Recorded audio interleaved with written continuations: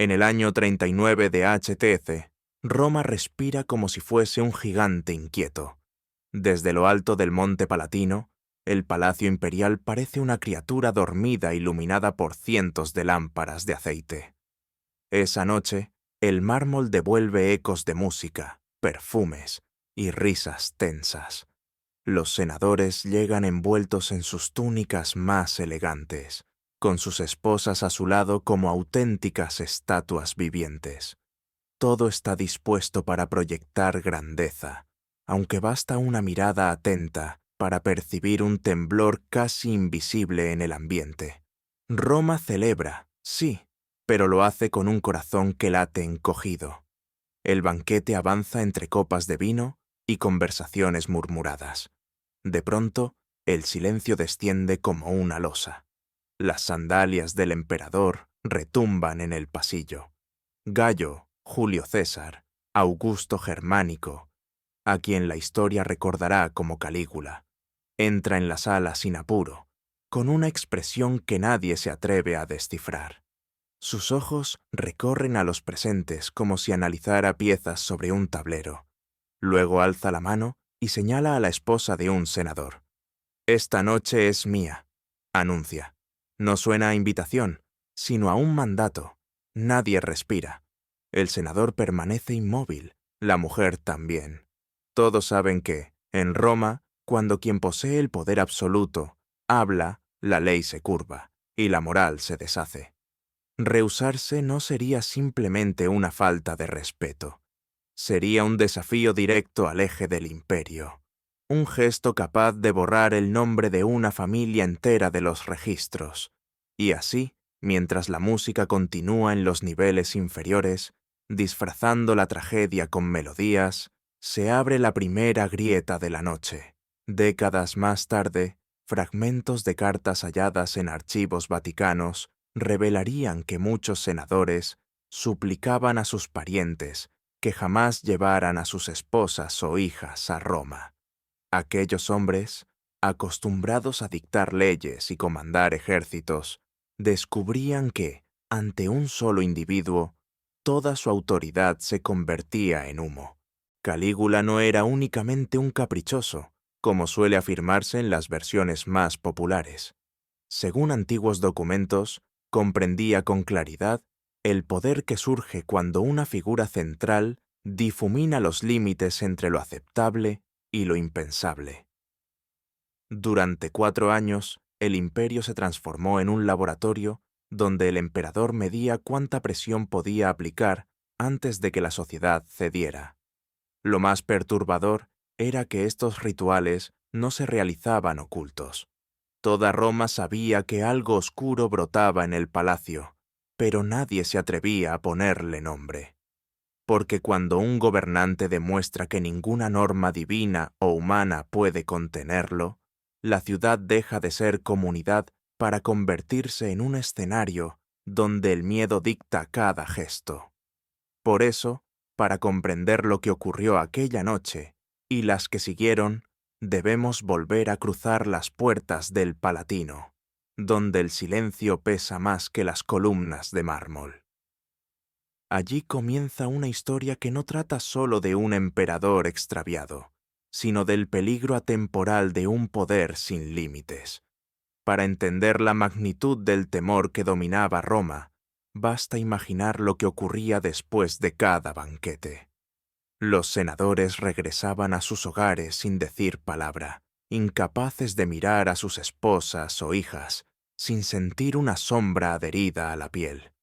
Lo que había sucedido detrás de aquellas puertas no podía contarse ni denunciarse.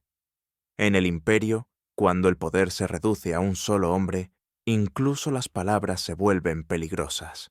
Un comentario mal dirigido podía interpretarse como desafío, y un desafío podía extinguir linajes completos. Así nació el verdadero reino de Calígula, no el de mármol y oro, sino el de un silencio denso, cultivado como arma. En 1962, un hallazgo en los archivos vaticanos abrió una ventana inquietante hacia aquel clima social. Varias cartas, escritas por senadores a familiares en provincias distantes, advertían que Roma había dejado de ser un lugar seguro para las mujeres.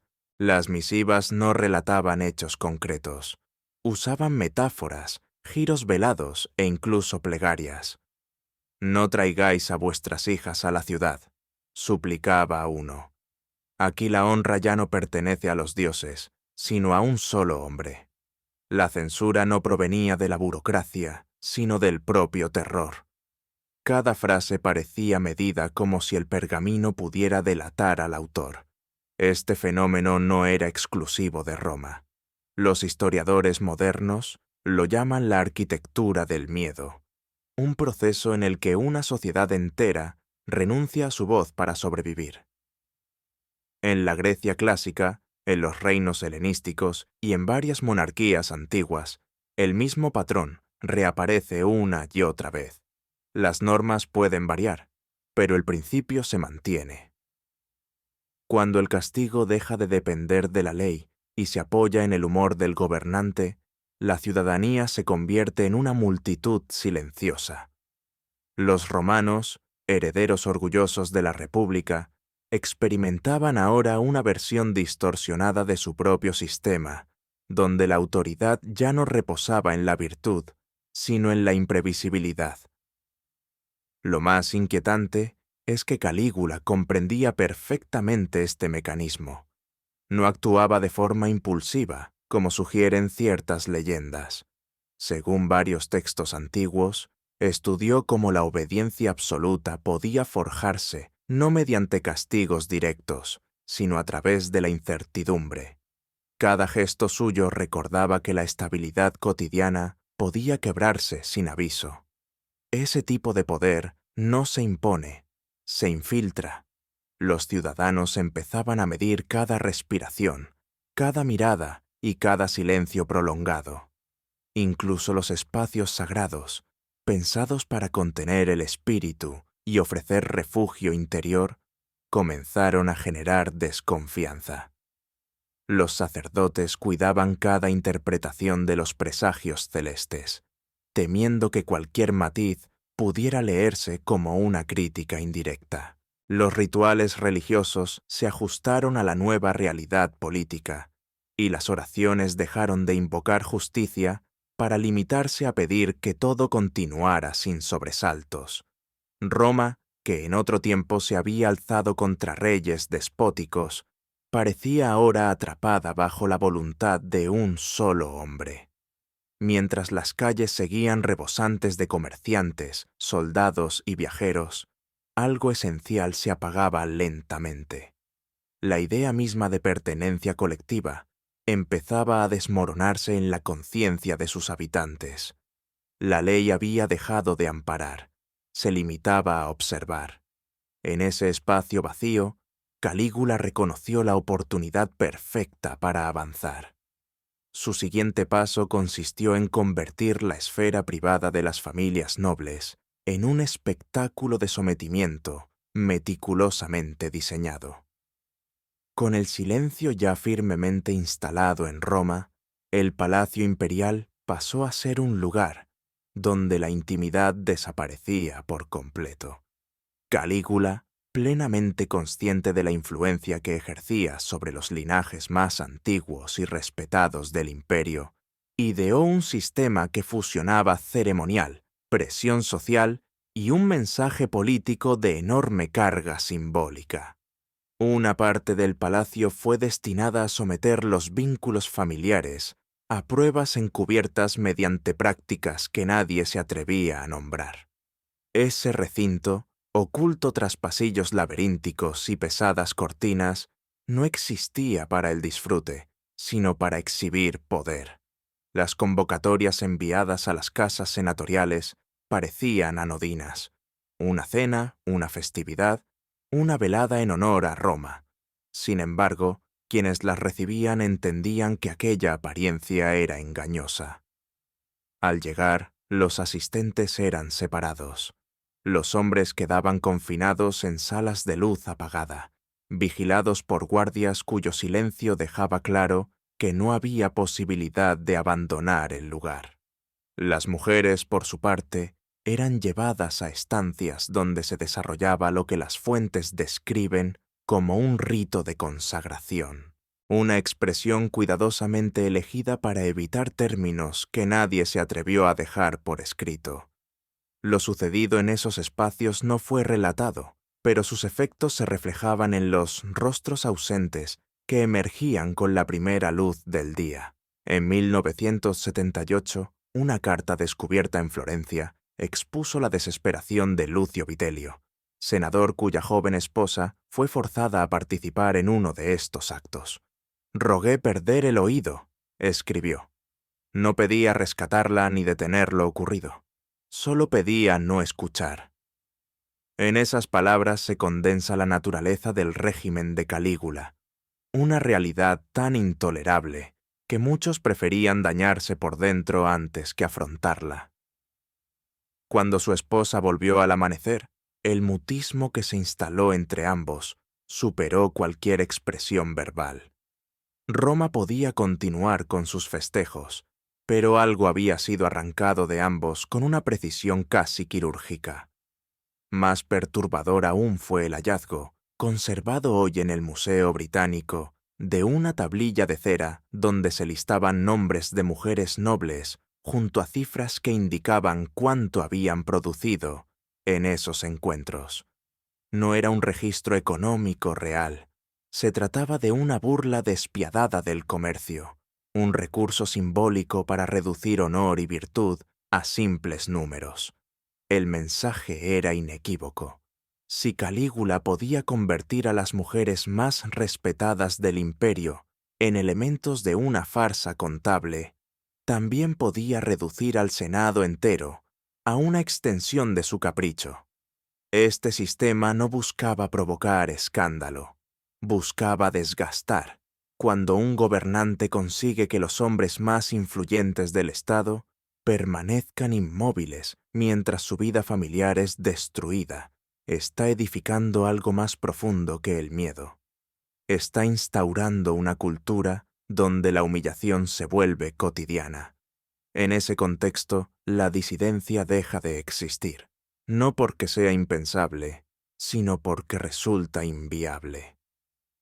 Roma, sin advertirlo, había empezado a perder su esencia mucho antes de ver desaparecer su libertad. Y Calígula, observando cada reacción reprimida, comprendía que si lograba quebrar la noción misma de dignidad, el siguiente paso sería todavía más radical. Alterar los límites entre lo humano y lo divino ante la mirada obligada de todo el imperio. Después de someter a las familias nobles mediante rituales concebidos para destruir su espíritu, Calígula dirigió su atención hacia un terreno aún más peligroso, la separación entre lo humano y lo sagrado. Roma, heredera de tradiciones ancestrales, distinguía con claridad el ámbito de los mortales y el de los dioses, pero en tiempos de inestabilidad política, esa frontera podía volverse borrosa. Calígula lo sabía, y empezó a construir su imagen no como simple emperador, sino como una encarnación de lo celestial. El emperador tenía 3 hermanas, Julia Agripina, Julia Drusila y Julia Livila. Lo que las crónicas registraron, siempre con un lenguaje cuidadosamente ambiguo, es que Calígula utilizó su cercanía con ellas como un recurso simbólico, un gesto público destinado a romper tabúes no por provocación, sino para transmitir un mensaje político de alcance monumental. Durante los banquetes oficiales, Drusila, la preferida, no ocupaba un lugar secundario ni ceremonial. Se sentaba como compañera del emperador, compartiendo el centro del ritual ante la mirada de los hombres más poderosos del Estado.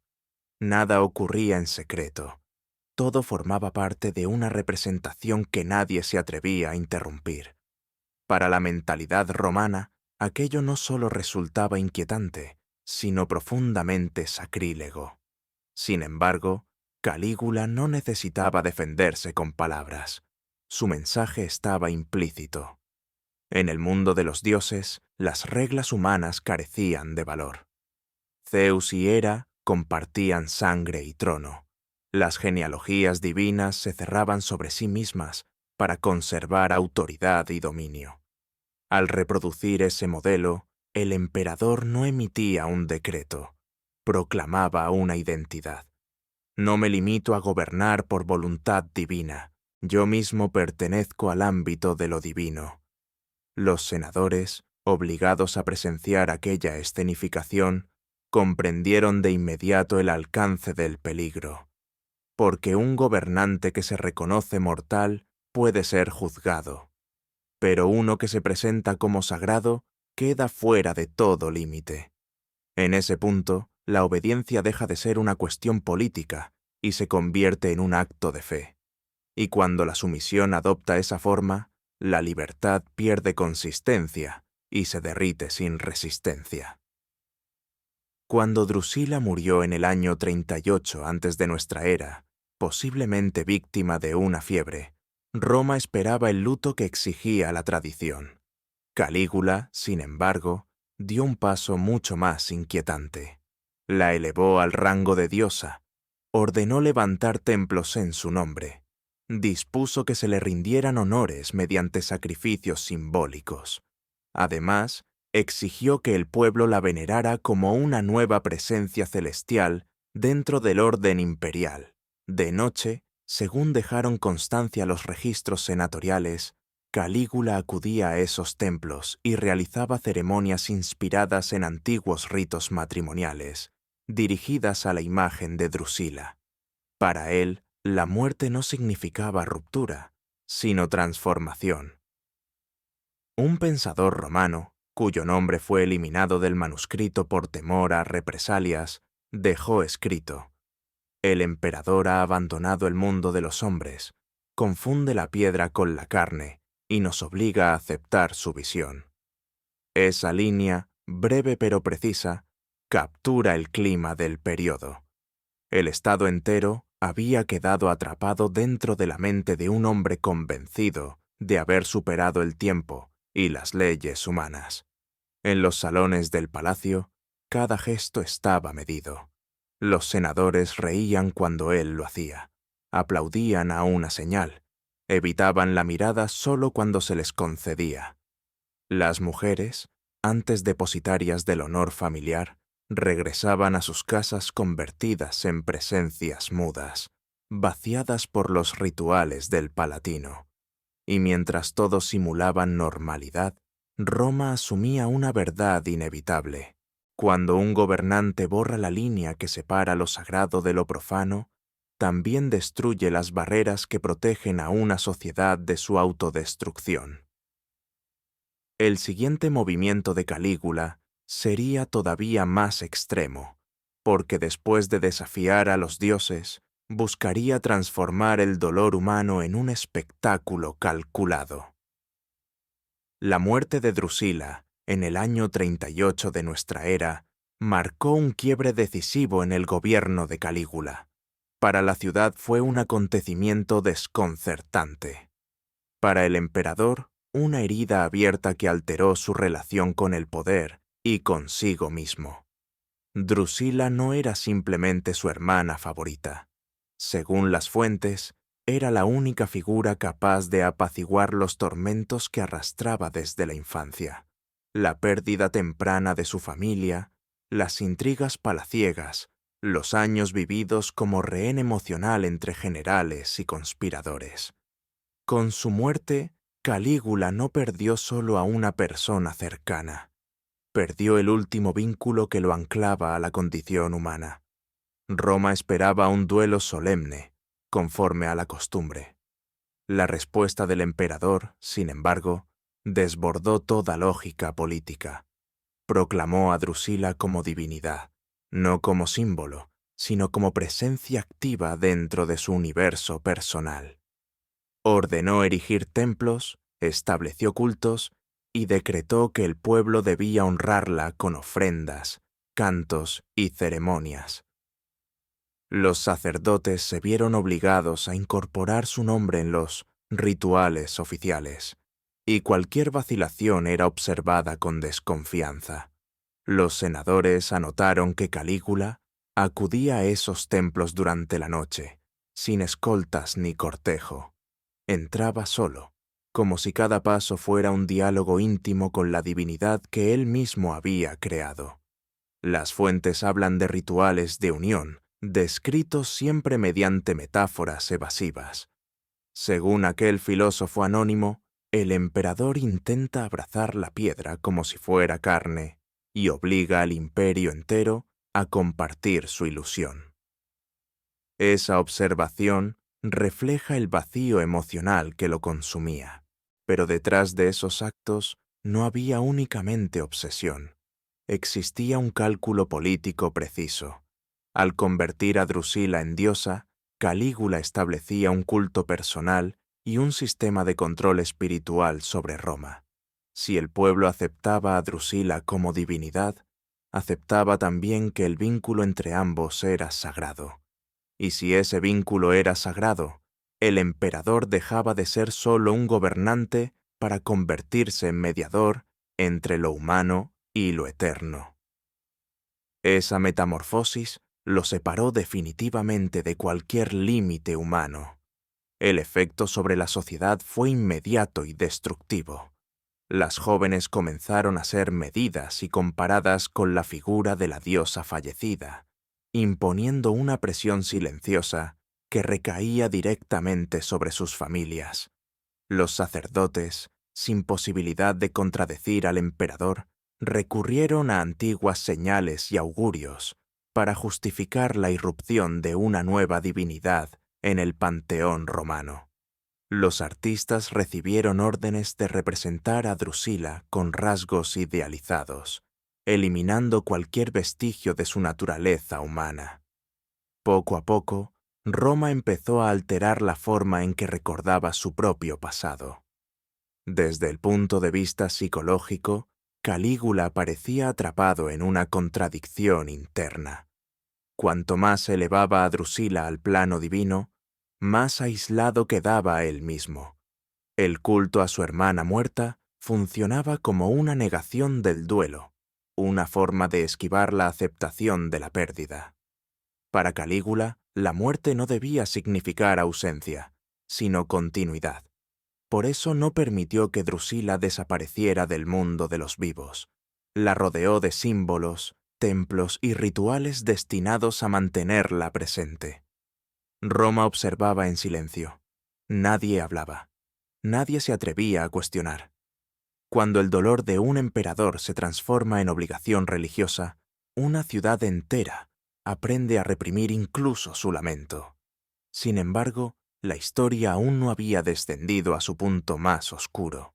Tras convertir a Drusila en una figura sagrada, Calígula dirigió su atención hacia otro campo, la virtud pública.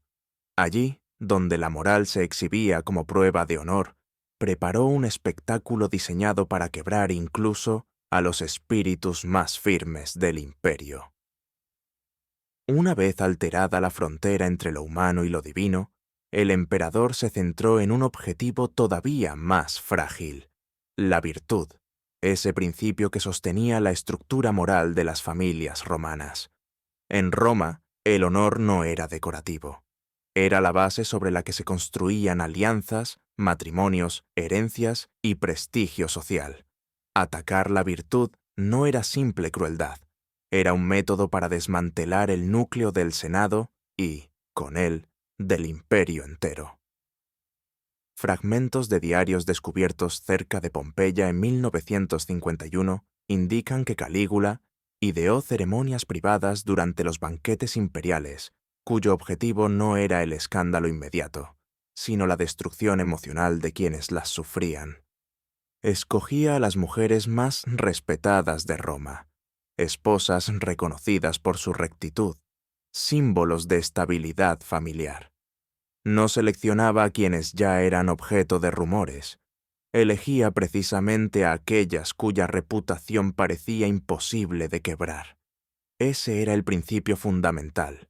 Romper lo débil no demuestra poder. Romper lo que parecía intocable, sí. Los héroes del Coliseo quedaban excluidos. Calígula no convocaba a gladiadores célebres ni a veteranos admirados por la multitud. En su lugar, hacía traer a hombres recién salidos de la arena, exhaustos, cubiertos aún de polvo y del olor metálico de la lucha. No eran figuras gloriosas, eran supervivientes marcados por la violencia y la incertidumbre. El impacto psicológico estaba cuidadosamente calculado. Al enfrentar la rudeza de esos hombres con la posición social de las mujeres seleccionadas, Calígula creaba una escena de tensión moral imposible de presenciar sin quebrarse internamente. El banquete continuaba como si nada ocurriera. Música suave, risas forzadas, vino desbordando copas de plata. Y entonces, una orden. Los guardias llevaban a una mujer al centro de la sala. Su esposo, paralizado, observaba con los puños tensos bajo la mesa. La corte entera contenía el aliento. El emperador sonreía con una expresión fija, casi ritual, y pronunciaba dos palabras que han sobrevivido en más de un manuscrito: que nos entretenga. Lo que seguía jamás fue descrito de forma directa por las fuentes antiguas. Los cronistas recurrieron a imágenes, metáforas y alusiones. Un senador habló de un eclipse bajo el sol del mediodía. Otro mencionó un ritual que transformaba el honor en sombra. Los romanos dominaban el arte de narrar sin nombrar. Sabían que ciertas realidades era más seguro sugerirlas que explicarlas. Gayo Calpurnio Pisón, quien más tarde encabezaría una conspiración contra el emperador, dejó un testimonio escrito. Su carta fue interceptada. Pisón fue ejecutado. Su familia despojada. El documento quedó archivado como advertencia. Pero el verdadero propósito de Calígula iba más allá del castigo individual. No buscaba destruir personas. Buscaba dominar el terreno moral. Virtud, pureza, dignidad conyugal. Todo podía transformarse en un guión si el emperador decidía reescribir el papel tradicional de la aristocracia. Cuando una sociedad acepta que sus valores más sagrados pueden ser convertidos en espectáculo, pierde la capacidad de distinguir entre el bien y el poder. Así, mientras Roma continuaba celebrando banquetes, su estructura moral se erosionaba lentamente, como un templo cuyos cimientos han sido vaciados sin que nadie lo note desde fuera. Y aún así, Calígula no se detuvo. Después de humillar a las familias nobles y convertir la virtud en entretenimiento, avanzó hacia un nuevo objetivo: la identidad misma de los hombres más poderosos del imperio, despojándolos de una autoridad que creían inquebrantable. Después de quebrar la dignidad de las casas nobles y convertir sus principios más sagrados en un ritual mudo de sometimiento, Calígula desplazó su atención hacia un objetivo aún más peligroso: la identidad masculina de los hombres que concentraban el poder. En Roma, la figura del varón, sobre todo la de un senador o magistrado, se construía a partir de autoridad pública, control doméstico y prestigio social. El emperador entendía algo que muy pocos gobernantes habían sabido explotar con tanta exactitud. Para anular a un hombre, no siempre hace falta eliminarlo físicamente. Basta con destruir el símbolo que lo sostiene. Crónicas atribuidas a Suetonio y fragmentos documentales hallados en Alejandría en 1989 indican que Calígula llevó esta idea hasta un punto extremo. Ideó ceremonias matrimoniales en las que él asumía el rol dominante, mientras figuras políticas de alto rango eran forzadas a ocupar una posición conyugal invertida. Estos actos no eran burlas improvisadas ni excentricidades privadas. Se desarrollaban como ceremonias oficiales, con velos rituales, fórmulas jurídicas, dotes simuladas y testigos obligados a participar mediante aplausos. Entre los nombres que aparecen de forma recurrente en los textos destaca el de Lucio Vitelio, cuya reputación política parecía inalterable. Una tablilla recuperada en Alejandría conserva fragmentos del contrato que formalizaba uno de estos enlaces. El documento, redactado con precisión legal, presenta a Calígula como esposo y a Vitelio como esposa. La intención psicológica resulta evidente: invertir la jerarquía social y desmantelar los roles tradicionales para demostrar que masculinidad, rango y autoridad carecían de valor frente a la voluntad imperial. El efecto emocional era demoledor. Vitelio, conocido por su rectitud pública, debía mostrarse ante multitudes en el foro ataviado con vestimenta nupcial, cubierto por un velo y adoptando una postura ceremonial incompatible con las normas romanas. No se trataba de una humillación íntima, sino de una exhibición pública cuidadosamente diseñada. Nada de esto ocurría en secreto. Sucedía ante quienes sabían que al día siguiente podían ocupar ese mismo lugar. Los romanos comprendían que estas inversiones simbólicas no tenían precedentes. En su cultura, el matrimonio no era solo una unión privada, era el núcleo que sostenía el orden social. Convertirlo en espectáculo equivalía a subvertir la base misma de la identidad colectiva. El mensaje de Calígula no admitía ambigüedad. Si puedo redefinir lo que significa ser un hombre, puedo redefinir el destino del imperio. La política romana se paralizaba. Los senadores se desplazaban como sombras, temiendo no solo la pérdida de poder, sino la destrucción de la imagen construida durante toda una vida. En ese contexto, cualquier forma de resistencia parecía inviable. ¿Cómo enfrentarse a un gobernante que no se limitaba a promulgar leyes, sino que era capaz de manipular rituales sociales ancestrales y convertirlos en instrumentos de control? A ello se añadía un componente simbólico devastador. Al despojar a los hombres de su identidad pública, Calígula anulaba la última defensa real del Senado. Ya no bastaba con obedecer. Era necesario aceptar una versión deformada de uno mismo, impuesta por el capricho del poder. Se trataba de un dominio que penetraba en lo más profundo de la psicología humana. Con el tiempo, estas ceremonias funcionaron como advertencias silenciosas. Cada vez que Calígula caminaba por los jardines del Palatino, los hombres más influyentes evitaban su mirada, temiendo convertirse en el centro del siguiente ritual. Porque si el emperador podía transformar a un cónsul en una esposa ceremonial, podía moldear a cualquier individuo según su voluntad. Roma se acercaba a una ruptura moral. Lo que seguiría no sería un acto aislado de humillación, sino el derrumbe gradual de la estructura emocional del imperio.